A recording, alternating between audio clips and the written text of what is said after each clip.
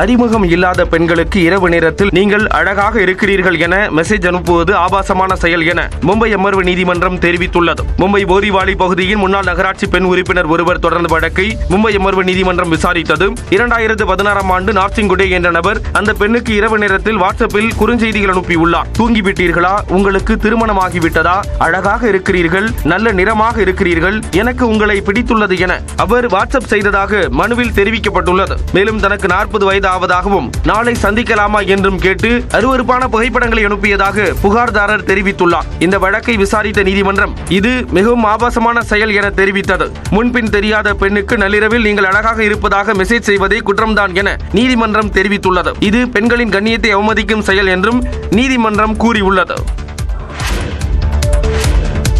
மாநில அரசின் அனுமதி இல்லாமலேயே சிபிஎஸ்இ பள்ளிகளை தொடங்கிக் கொள்ள மத்திய இடைநிலை கல்வி வாரியம் அனுமதி அளித்துள்ளது.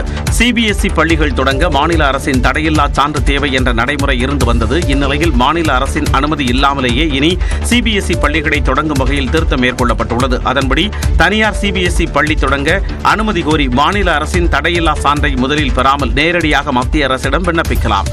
விண்ணப்பம் செய்யும் பள்ளிக்கு அங்கீகாரம் கொடுப்பதில் ஆட்சேபம் உள்ளதா என மாநில கல்வித்துறையிடம் மத்திய அரசு கருத்து கேட்கும். 30 நாட்களுக்குள் ஆட்சேபனை தெரிவிக்காத பட்சத்தில் மாநில அரசுக்கு எந்த ஆட்சேபனையும் இல்லை என்று கருதப்படும். பின்னர் விண்ணப்பிக்கும் பள்ளிக்கு இணைப்பு வழங்குவதற்கு பரிசீலிக்கப்பட்ட அனுமதி வழங்கப்படும் என மத்திய அரசு தெரிவித்துள்ளது.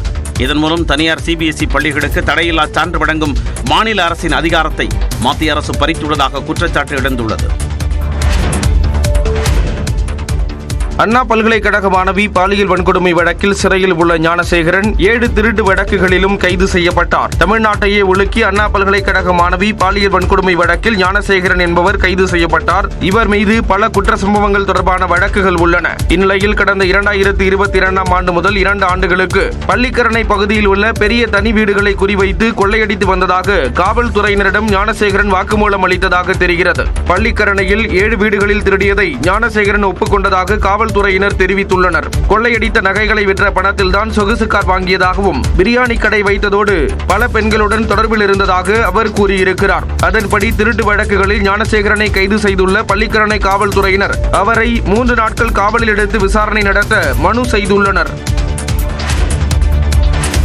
டெல்லி ரயில் நிலைய கூட்ட நெரிசலில் பாதிக்கப்பட்டவர்களின் கண்ணியத்தை பாதுகாக்கும் வகையில் விபத்து தொடர்பான வீடியோக்களை நீக்க எக்ஸ் தளத்துக்கு ரயில்வே துறை அறிவுறுத்தியுள்ளது. டெல்லி ரயில் நிலையத்தில் ஏற்பட்ட கூட்ட நெரிசலில் 18 பேர் உயிரிழந்தனர். இந்த விபத்தின் போது பதிவான வீடியோக்கள் சமூக வலைதளங்களில் அதிகம் பரவி வருகின்றன. இந்நிலையில் அந்த வீடியோக்களை நீக்க வேண்டும் என ரயில்வே துறைக்கு பாதிக்கப்பட்டவர்களின் குடும்பத்தினர் கோரிக்கை வைத்ததாக தெரிகிறது. இதனைத் தொடர்ந்து விபத்து குறித்து தொந்தரவு அளிக்கக்கூடிய வீடியோக்களை, குறிப்பாக பெண்களின் வீடியோக்களை நீக்க வேண்டும் என எக்ஸ் தளத்தை அறிவுறுத்தியுள்ளதாக ரயில்வே துறை தெரிவித்துள்ளது. பாதிக்கப்பட்டவர்களின் குடும்பத்தாருக்கு இந்த வீடியோக்கள் வேதனை ஏற்படுத்துவதாக தெரிவித்துள்ள ரயில்வே இது தொடர்பான வதந்திகளை பரப்ப வேண்டாம் என்றும் வலியுறுத்தியுள்ளது.